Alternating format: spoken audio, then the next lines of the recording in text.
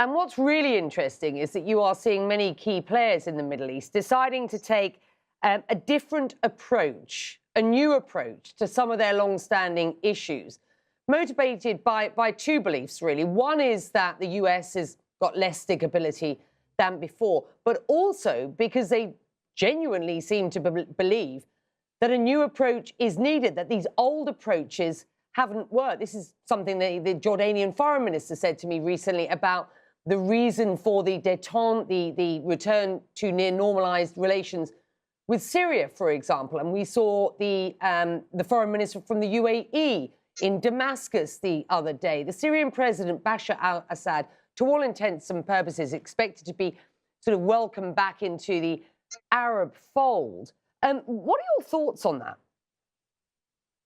Well, I mean, what we need to understand, and I think, again, Becky, the past 11 years since the Arab Spring uprisings in 2011, 2012, what you have multiple regional Cold Wars.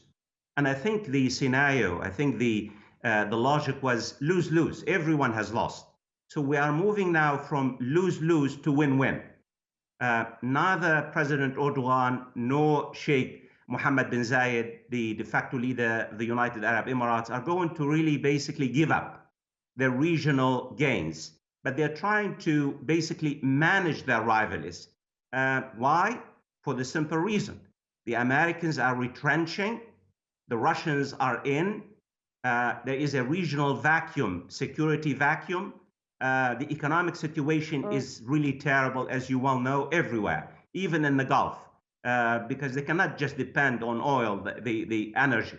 So all in all, a host of variables have really motivated regional players to fend for their own and try to find ways to coexist with each other. My hope is that they move from this particular stage, from de-escalation into the next stage, finding ways to create a new security architecture whereby the major civil wars and the major wars raging in Yemen and Libya and Lebanon and Iraq, basically, they'll find ways to resolve them and bring about peace and stability and prosperity. We're still far off, but at least they have taken the first step in a long journey.